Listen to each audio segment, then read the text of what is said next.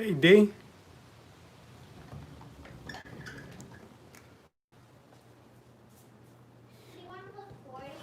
how's it going, guys?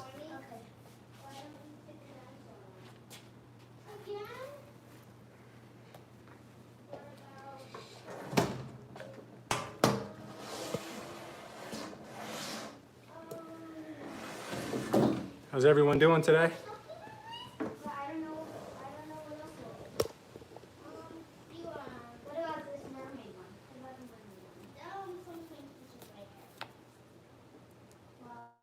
All right. What's going on, Solid Seeker? Sorry, guys, for the late start.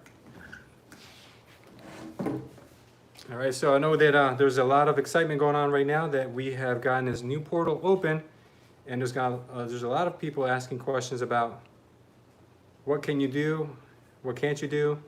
There's been people who have been applying when it was agricultural only, and they're wondering, do they have to apply again? That'll be one of the questions we address today. All right, Michael, let's see. Let me just get my tablet up and running because your questions are popping up and then disappearing. Let's see if we can get this. Okay, let's see if I can get them open here.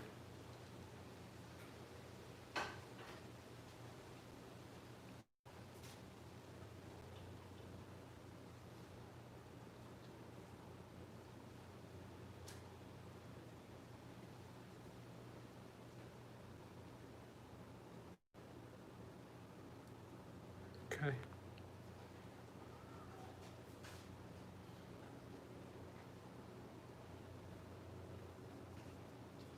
All right. I think we're up and running. All right, so we've got some questions. Angel Girl, I just reapplied for the EIDL this morning, but realized I made a mistake on the application. I underreported my COG by quite a bit. What should I do? Okay, what I believe you should do is, it's gonna be a little bit difficult right now to do this, but you're gonna have to, or you're gonna want to contact the SBA by both phone and by email. Let me just get this. By both phone and email, like if they owed you money, which they technically do. So you're gonna wanna do that ASAP. Their phones are probably blowing up, but you're gonna wanna do that because if they start processing your loan with the information you have now, you may not get the full 150. So you're gonna wanna do that sooner than later. Let me take this outside, it's too dark in here. This is what happens when you don't have your studio. All right, Angel. So yes, Angel, make sure you do that because if not, you're gonna have a hard time. You're gonna have a really difficult time trying to adjust that later on. Okay, L May says, if I just want the EIDL grant but not the loan, can I keep my credit frozen or will that prevent me from receiving the grant? There really isn't an answer for that just yet. You may want to make sure that you keep your credit unlocked because if they're not able to see who they're dealing with, they may not be able to give you the grant either. Just a soft pull that they're going to do on your experience score only won't have a huge effect. You may have maybe 3 to 5 points that you may see, but not much more than that. So I wouldn't be too worried about that, L. Okay, Santa Lee. Thank you. I appreciate you guys giving me the kudos for doing this live Q&A. I apologize for my appearance or the late start. I am on vacation this week, so I'm just trying to fit this in between things we have going on. All right, so Santa Lee has a question. Can I use my EIDL to make monthly payments on a bona fide business loan I got through my bank a couple of years ago? I have about 2 more years of regular monthly payments before it's paid off in full. Absolutely, they've said it's fine for us to make our monthly obligation payments. So you're gonna be 100% okay to go on that. Remember, like I say always, guys, this is just information that I'm compiling from reputable sources, information you're giving me, information CPAs have been giving us. And if you have any doubts about any of this info that I'm giving you, always check with your accountant or your CPA first. Santa Lee also says she's going to the bank today to get a separate business account. Good move, that's what we want to do. And a business credit card, business card for that one, separate also. So yeah, you want to keep everything separate. You don't want to keep everything together in one place. King of the Road is saying this is going to be a good one. I'm sure it will be. A little bit hot here, so I may have to take you guys inside later. It's a little bit more bright out here though. Michael Levitt, can you explain the process of being notified of the loan approval and how to reject it? An effect on credit score if we don't take the loan, but just the grant. Okay, like I mentioned before, your credit score, if it's pulled, is only being built on experience. So you're only going to have an impact on your experience score. If you ever apply for a mortgage, they do what's called a tri-merge. So it's the middle score that matters. So if you have one scored at 750, one at 700, and one at 725, the score they use is a 725. They use the middle score. So don't worry if they pull your credit. That's not a big deal. But if you don't want, Michael, I think what you're asking here is how does the notification process go? Well, you're going to get an email. So if you haven't gotten an email yet, you should check your spam folder and just make sure that you inputted the information correct, because most people have gotten their notifications by now, pretty much everyone. So if you haven't gotten it yet, I would reach out to them and make sure that they have your correct info. Okay, Michael Levitt, can you explain? I'm sorry. Okay, so Hungry Voice, so I guess you got the email. And Hungry Voice says, "Dear applicant, this is what they got as an email. Great news, you're receiving this message as a notification that your application for the Economic Injury Disaster Loan, EIDL advance, is being processed. Congratulations, that is amazing. Good for you." Solid Seeker says, "I only want the grant, not another loan." I agree with you, we all want the grant. However, the application has load EIDL. Okay, guys, remember, the grant is great, but the grant's not gonna give us 10K right now. Even though it may only give us 1,000 for now, that's suitable for accepting it, because if down the line they do enforce them to give us the 10,000, because you got the 1,000 now, you'll get the other 9,000 later, because that's the way the law reads. We're supposed to get 10K, and just because we got the 1K now doesn't mean that we're waiving our rights to receive the balance. So even if you get the 1,000, it's still a win. So don't consider it anything but a win, in my opinion. Let me go over here. It's a little bit less hot. Not so much sun. All right. Next we have, okay, so Hungry Voice, you're receiving this message. Okay, that's, so he was, okay, Hungry Voice, you were declined on May 4th. So May 4th you were declined, but now it seems like you got it. So that's good. So a lot of people who were declined earlier in early May, this is good news for everyone. I don't understand how to simply apply for the grant on the EIDL loan site. It says loan, I'm only interested. Okay, guys, you got to remember this. You can't just go in there and say, I want the grant only and not the loan. You have to make the application for the loan, but you can decline the loan and just keep the grant. And if you don't get the grant before the loan, what you want to do is call the SBA after you've been approved and say, look, I've read over the terms of the EIDL loan and I don't like it. It seems very intrusive. I would rather just get the grant. Just process me for the grant. You're going to probably have to do that manually, because there isn't a section in which you can say grant only, no loan. That's something you're going to have to take into your own hands and do on your own time. Okay, Michael Levitt says, I just applied last night, first time. How do we ignore the loan? Okay, this seems to be a trend. Everyone, you cannot ignore that loan. So Michael, I hope you're understanding. We have to go through with the loan, but just by processing the application for the loan doesn't mean we have to take it. Okay, Reginald Hudson is asking, how long after signing document loans before the money's deposited into the account? Well, they're moving a lot faster now. When I first applied back in April, it was early April, it took nearly 6 weeks to even get a response, and then another few weeks before I got my offer for the loan, and then another few weeks before I got the money. But now they're doing it in a matter of days from what I've been hearing. So they've really ramped up the process. So it shouldn't take you that long, Reginald. Okay, Solid Seeker, but how do you apply for the grant? Okay, so in your application for the loan, there's going to be a section that says, would you like to be considered for the grant? You're going to have to check that off. If you don't check that off, it's basically waiving your consideration for that grant. So make sure that you do check that off, okay? Make sure you respond back and let me know you understand that. Or if you saw that, if you didn't see that, for anyone watching this who has applied and didn't check off that box or doesn't remember checking off that box, you have to call the SBA and let them know, listen, I made a mistake and I forgot to check off that box and I need to check off that box. If you can please reprocess me with the consideration of the grant. I don't know why they would even make that an option.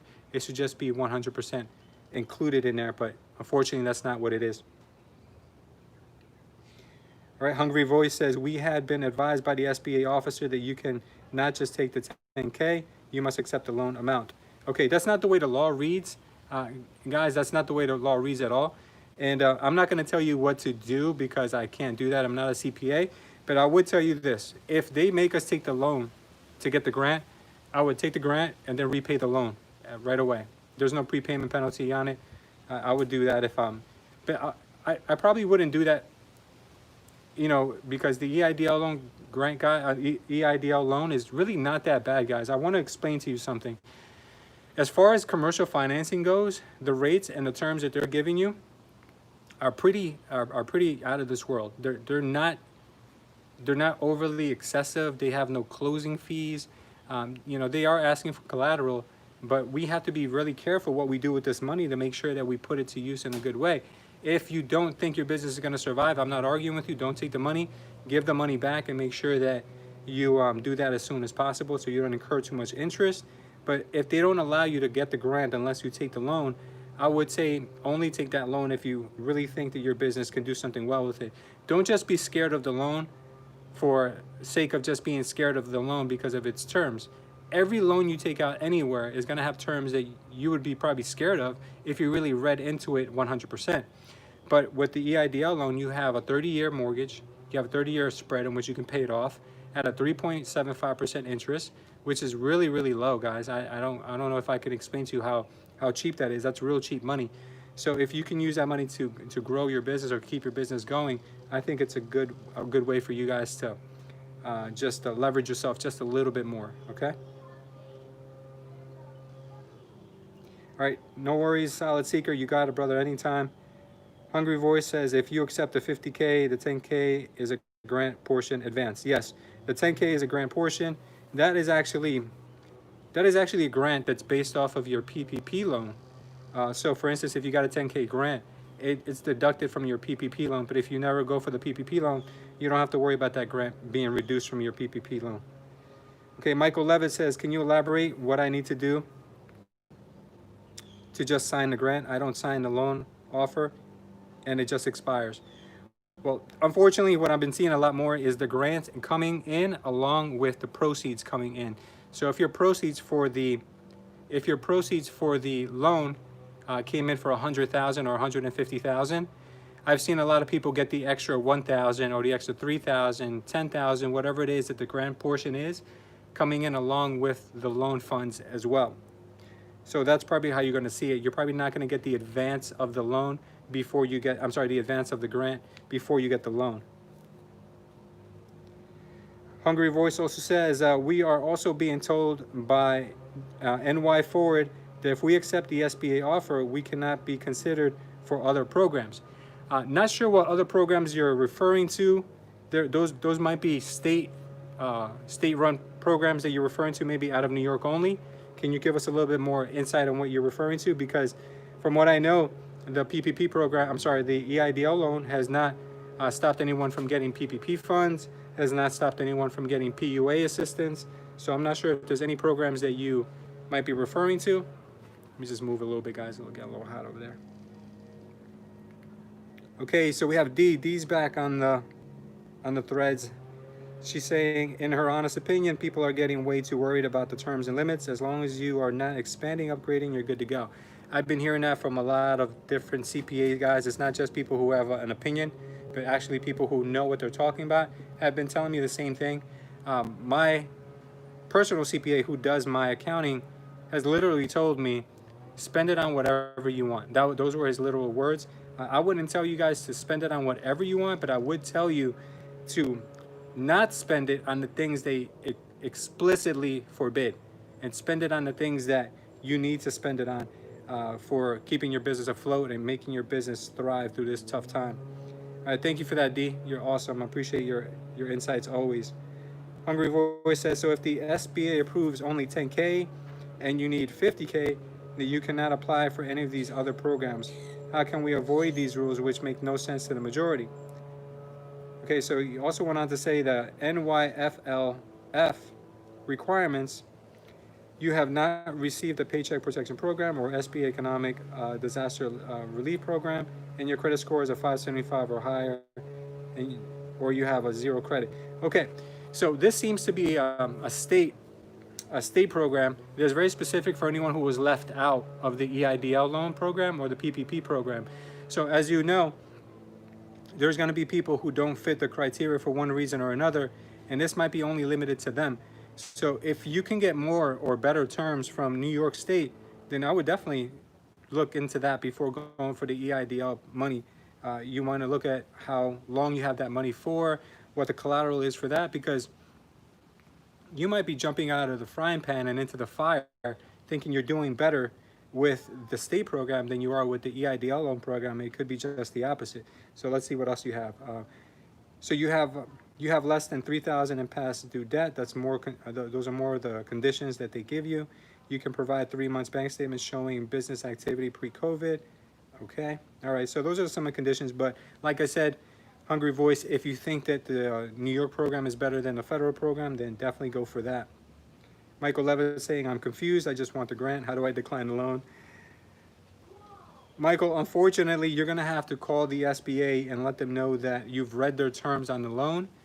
You are no longer interested in the loan. You only want the grant. It's in the CARES Act that you should keep the grant no matter what happens just for applying. So please let us know what happens when you call in. And, you know, during this week, I'm going to do the same thing. I'm going to call the SBA and let them know that I do not want the loan. I just want the grant, and see what kind of response they give me. And I'll do a follow-up video for everyone on that in just a few days.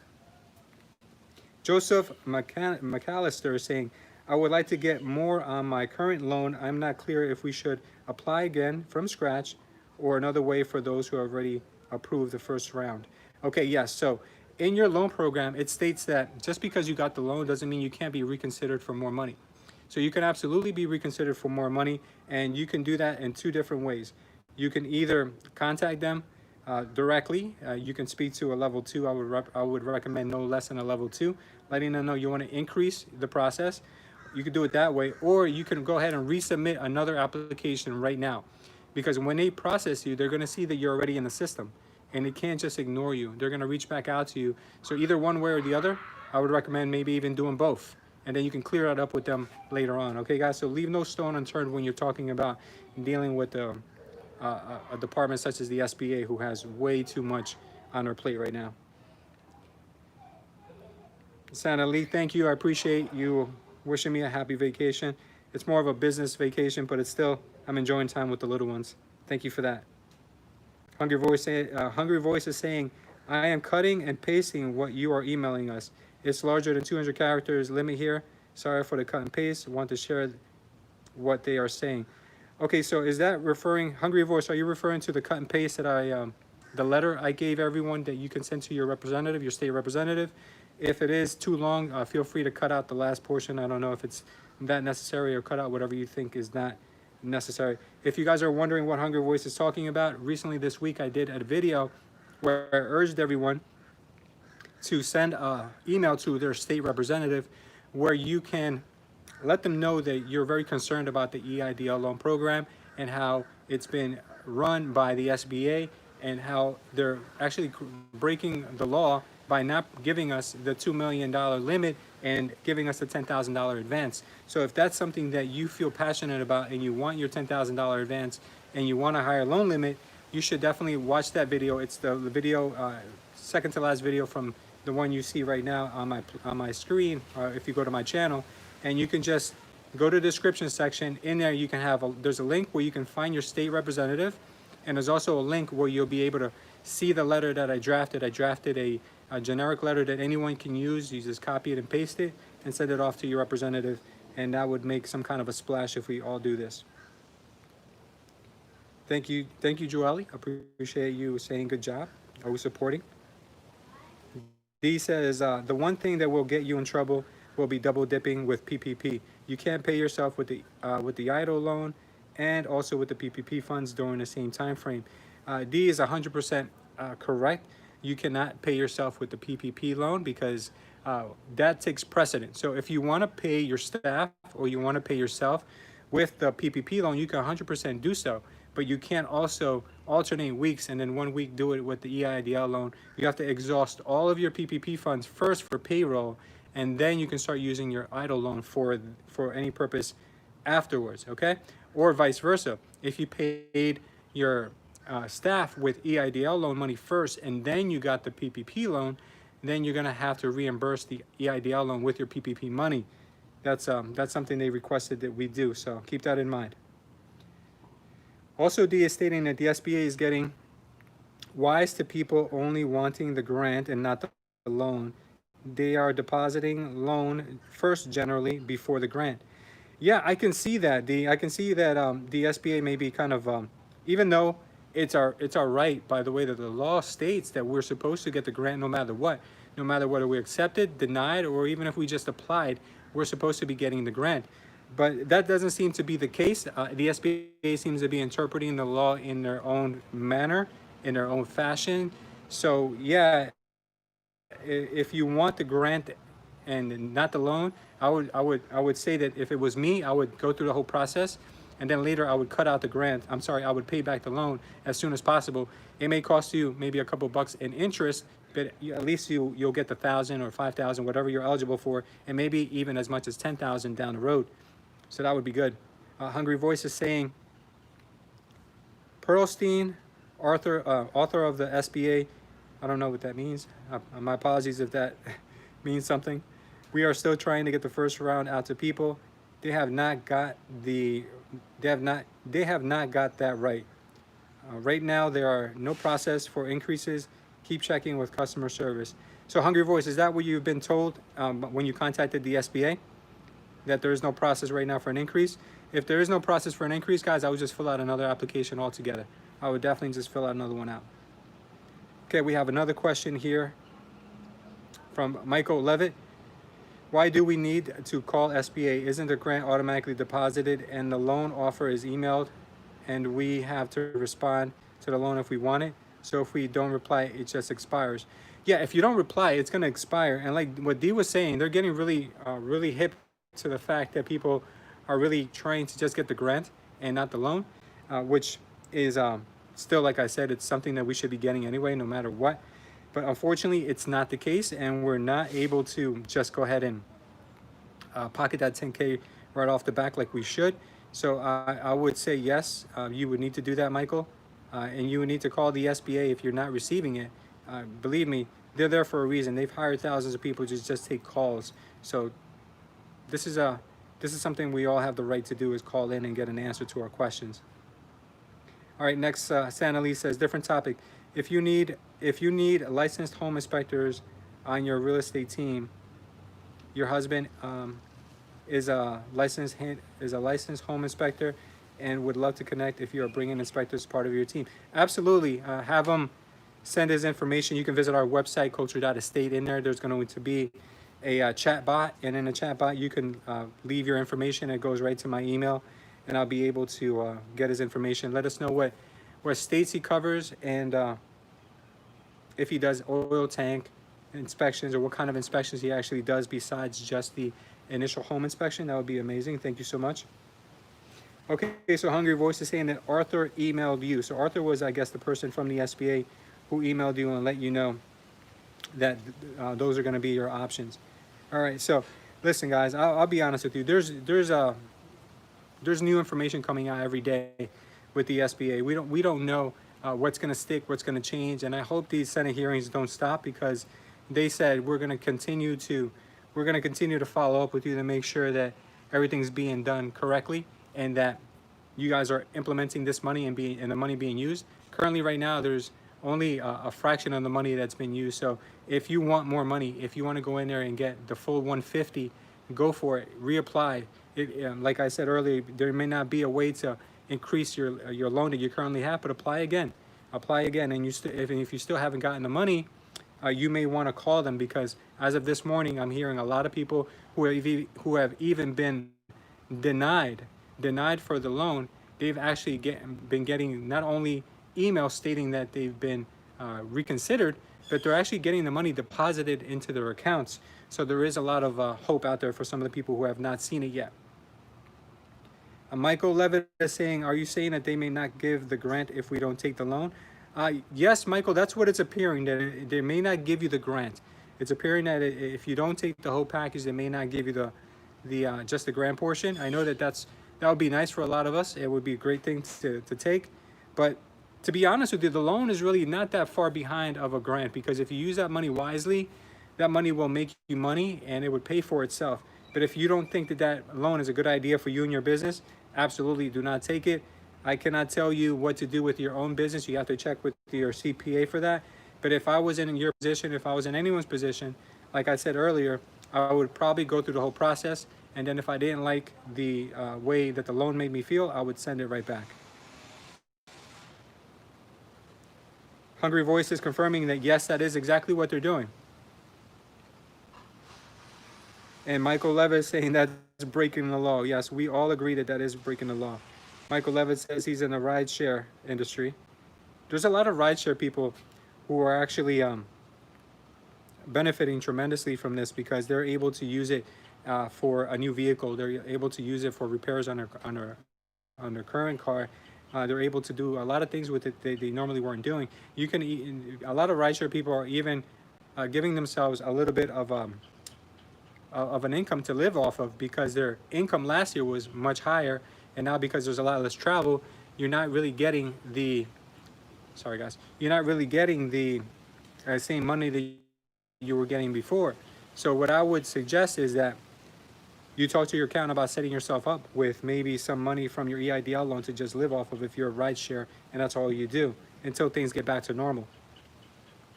D saying, please tell your wife. We say thank you for supporting you and taking time away from the family.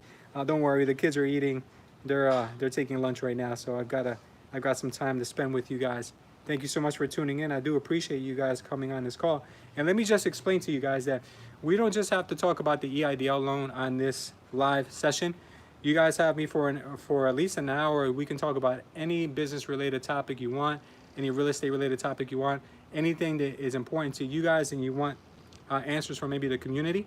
Because the answers that I don't know, there's a lot of very intelligent individuals on these threads that have been giving answers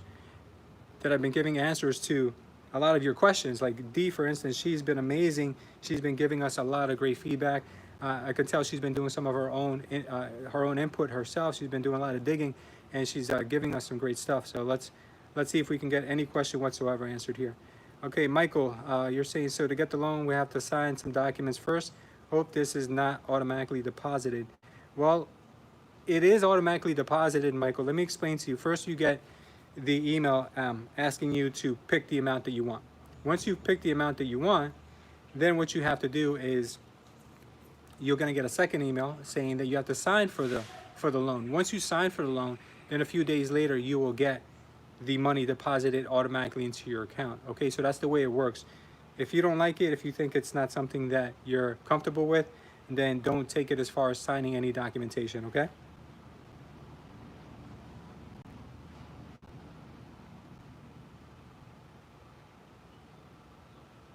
Okay. All right, so Hungry Voice is saying that he has some stuff that he can share with us. If you guys are interested, check out the last thread from Hungry Voice. D is saying, looking forward to your new state video.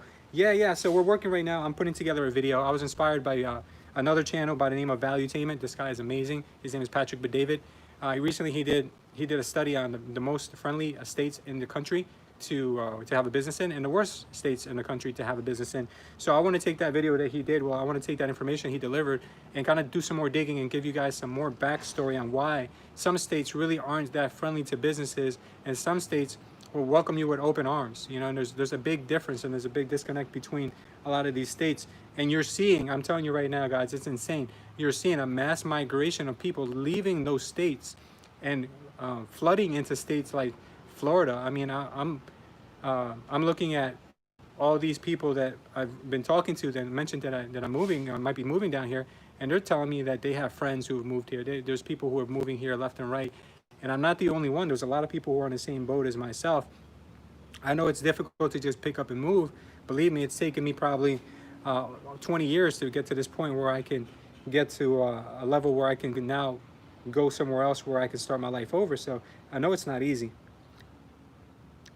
Papa Jose is saying, can you cover the tax papers needed? Yes, I can, Papa Jose. So don't go too crazy about this, because I have been told by other people that they got the loan and they didn't submit a single document. They didn't submit any information at all. They didn't upload anything.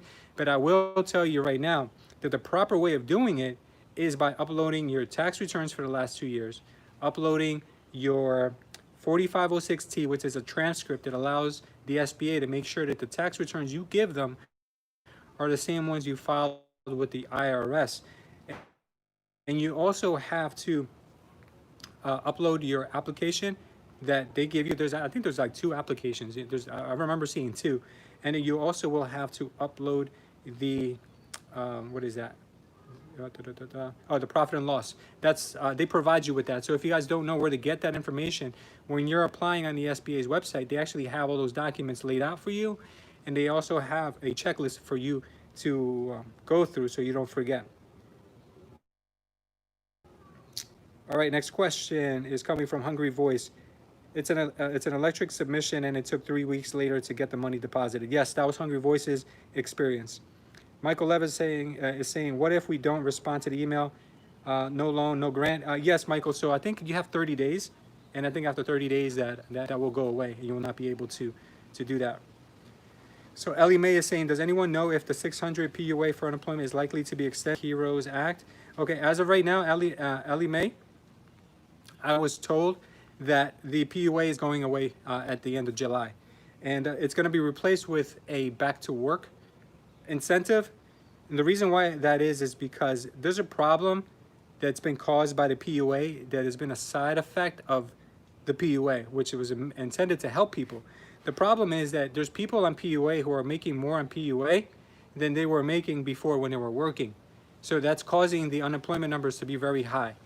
And a lot of people are not going back to work because of that. So they're thinking about coming back with, yes, exactly. They're thinking of coming back with a going back to work bonus anywhere between $250, $400, somewhere in that range, where it'll incentivize people to go back to work instead of staying home.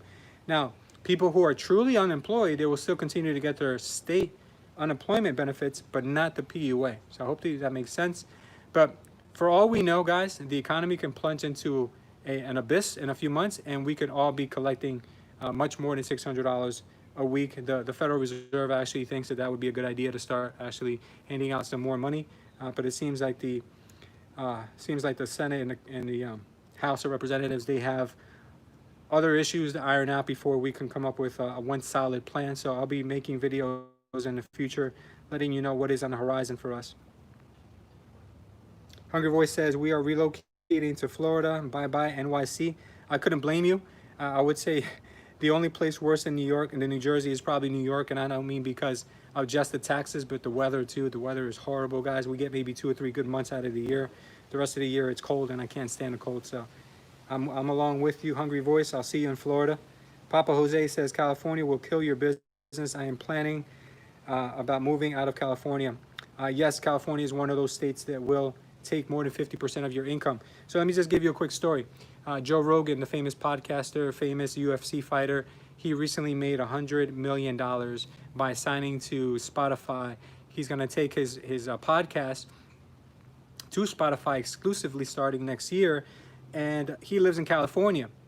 So because he lives in California, he's going to be taxed so high that if he just moved to Florida and took the money and used the money that California was going to take away from him, he could buy like a $14 to $20 million mansion for free, because he would have had to give that money to the state of California, but not in Florida. So think about it. If you were in Joe Rogan's position, what would you do? Would you stay in California because of the mild weather, the sports teams, because of the nightlife? Would you stay there for Hollywood, or would you move to a place like Texas, Nevada, or Florida and keep more money and buy a mansion for nothing, basically for free? Let me know what you guys think about that. King of the Road says, do you do any wholesale deals in real estate? Absolutely. I believe that I have a part to play. I'm probably a silent author on the book of wholesaling somewhere, because I've come up with a lot of creative ways of doing wholesales that a lot of people later on started to do the same of, and it started to become commonplace. So if you have any questions about wholesaling, I'm always available to answer any of those, either on here, or you can always reach out to me on my website. D says, I am buying more C-class properties. So for those who don't understand what a C-class property is. It's more of a blue collar entry level property where people are not, they're over the poverty line. Obviously, they're not Section 8, but they are just, working class people, working class individuals. So what she's saying is, I'm buying more C class properties. My reason is that B class tenants and homeowner is going to need a place to live once the penny drops with the economy. Absolutely, I've always been in agreement with even with real estate in general. When you're selling homes that are in entry level, those homes are going to have a much more of a demand, no matter what the economy is doing, whether the economy is up, down, or sideways. You're always going to have a market for that. So D is buying rental properties where she can, for a lot of those people who are going to need it in the future if our economy tanks. So that's a great idea. You just need more management with those kinds of properties, because you're going to have a higher eviction rate and you're going to have more repairs to make. But D's in the property management business anyway, so I'm sure she's got that under control. You're welcome, Papa Jose. Thank you for watching. Michael Levis says it may be 250 to 350 instead of 600. Yeah, it could be 250 to 350. Everything is on the table right now, guys. We don't know. We just know it's a balancing act between the Democrats and the Republicans, because the Republicans don't want too much stimulus pumped into our pocket for just staying home, and the Democrats obviously want that because their base really needs that money, and they know that it'll help them get reelected. So everybody is in it for themselves, and the Republicans, obviously, they represent a lot of the business owners who want people to come back to work, and they would much rather get a tax holiday, a payroll tax holiday, or maybe get money for putting people back to work and making sure they pay them more for that. All I know is there's huge changes coming up, and we don't know where they're going to be coming from, but there's going to be some really, really deep changes. Next, Michael Levitt is saying, you from Jersey? Yes, I am. You're from North Plainfield? Well, my office is in Scotch Plains, so we're neighbors. Or my ex-office, I should say, because I gave my landlord the notice a month or two ago. Great guy, too. My landlord is a special human being. My lease didn't expire until October, and he let me terminate that lease early. And I turned around and told him that I would rent it for him for free. I wouldn't charge him a dime. I'll find someone for him. So there's good people out there, guys. So he happens to be one of them. Hungry Voice says, are realtors seeing credit scores still be relevant in this area of COVID, where creditors and deferments are being reported as late payments? Amex did that to us. Well, yes. Well, the credit score requirements to get a loan have raised significantly. They were previously 580 was like the cutoff for FHA. Some places even went as low as 560. Now you're seeing 640, 660, 680. Chase will not give you a loan unless you have a 700.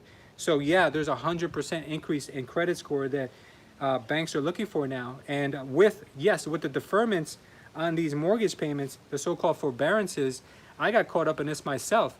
I asked my bank, I asked Chase about the ins and outs of the program, because I was hearing that you can take these payments and defer them 30 years out. And if you guys don't know, in 30 years, money's not going to be the same. So I'd rather pay that money back in the future than I would now. But the way that these forbearances work is that you actually have to pay that money back in a lump sum after your 3 months. So if they give you a 3-month deferment and your mortgage payment was $2,000 a month, in 3 months, you're going to have to owe $6,000 in one shot. So when he explained that to me, I said, you know what, that doesn't make sense. I'm just going to pay my mortgage, and I'll figure out if I need help later on. So I did. I paid my mortgage, but just for calling in and inquiring about the deferment, they automatically placed me in that program, and I'm refinancing a property right now, and it came up. So I had to show them that I kept up with my mortgage payments, and it didn't affect my credit score. Actually, on the contrary, I think my credit score went up this month, but it did come up as a note on my credit that I do have a deferment. But I took care of that by showing them. So if you guys are looking for financing, don't do the deferment, don't do the forbearance. Okay, next, Papa Jose is saying the regulations are horrible in California. If they do not want you to do what you're doing, they will make up new regulations. Absolutely, that's what happened to Elon Musk. Elon Musk fought back, and Elon Musk got his point across. And I do think that Tesla will probably be leaving California in the near future, if you ask me. Let me know what you think about that, Papa Jose. Ellie May is saying that back to work bonus you mentioned for 400 or so, that would be just a one-time payment? No, it wouldn't. It wouldn't be a one-time payment. It would be in place of getting the weekly 600. Instead of getting that weekly 600, you'll get a weekly bonus for being back at work. That's the way they're positioning it. Michael Levitt saying, no, it's weekly, correct. Just moved to Westfield after 13 years. Oh, you just moved from Westfield. Get out of town, Michael. Yeah, I know a lot of good people in Westfield. That's what it would be. How many weeks are they proposing the bonus will go out for? That's a little bit too entailed. They don't have that much information just yet. But they're talking about making it where you would be weaned off of it. So you wouldn't go from getting $400 a week to getting zero. You would go to 400 and then maybe 300, then 200, and then you wean off of it little by little. Okay, next question is coming from Hungry Voice. Amex took drastic steps to reduce its pay over time offers from $20,000 to $2,000 and then demanded repayment in 45 days. Once they did not see the money, they started reporting negative and had no limit on it. You know, the Amex ones usually don't have a limit because you charge all the charge cards. You charge them, use them, and you pay them out at the end of the month. During the last 2008 crisis, I had a card, and what they did limit. So what that means is that for your credit reporting, that means you just inherited a maxed out credit card. So a $4,000 credit card is completely maxed out at $4,000. That shows the credit bureaus that you're not good at handling debt. So automatically that took a hit on my credit score, along with a lot of other people taking credit hits during that time. I wasn't alone, but I really didn't appreciate it from Amex. So I got rid of my Amex card at that time, and I never went back to them. I've been considering getting it back, but I hate hearing things like this, and I hate hearing stories like this, because it just makes me see that, you know, they're there to help you when it's convenient, but when it's not convenient, they throw you to the dogs. D is saying a great credit score is the next. Hopefully we're all right. Just send me a message.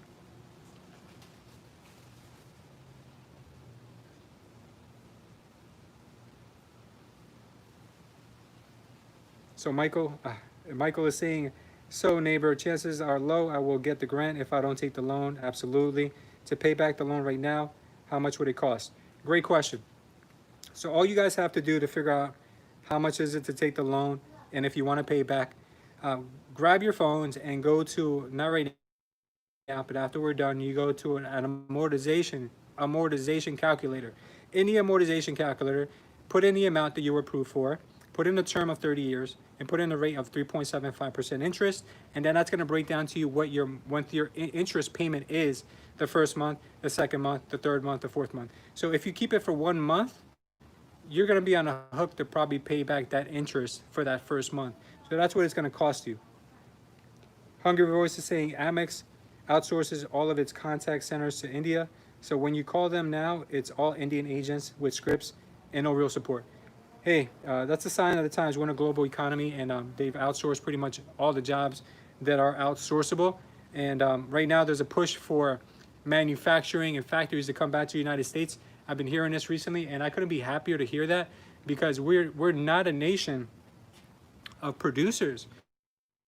We're a nation of consumers, and that can only work for so long. There can only be so many service-based jobs before we run out of services that we can perform without there being some kind of creation. We have to be able to create in order to be able to survive.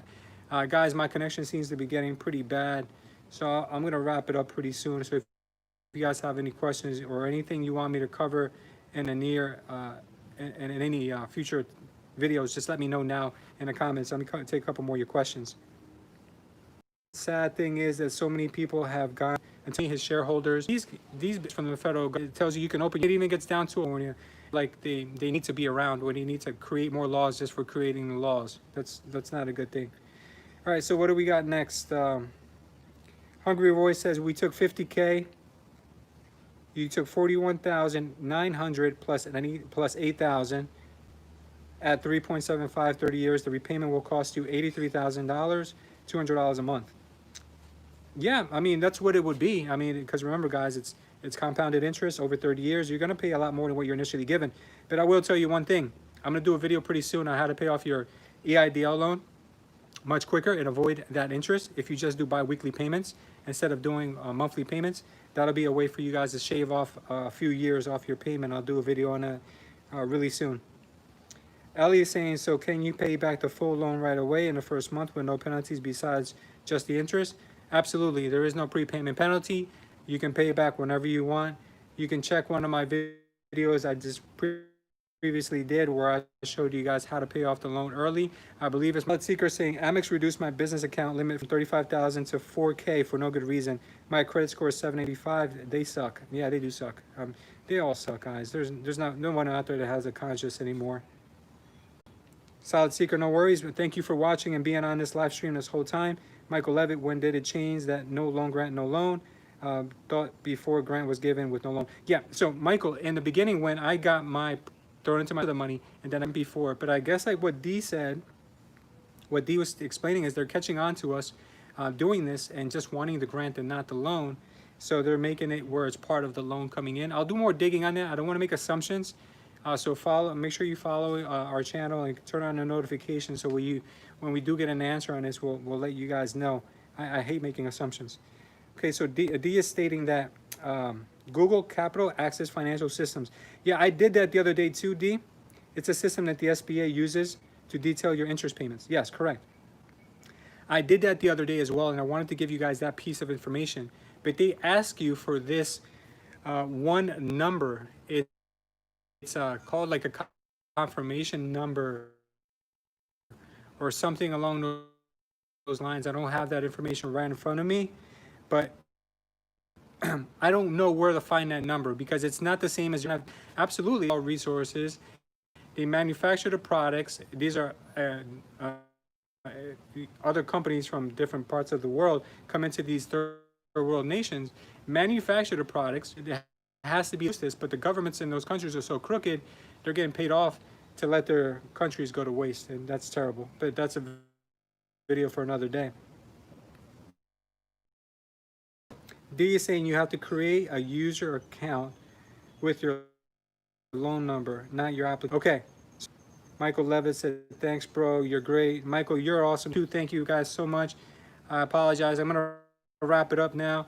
I apologize for the and I'll have a much stronger internet connection. If you guys have any ideas on what you would like to learn more about, if you guys have any questions for me, general business questions, or if you want to learn more about the EIDL loan, leave it down in the comment section and I will get to those as soon as possible.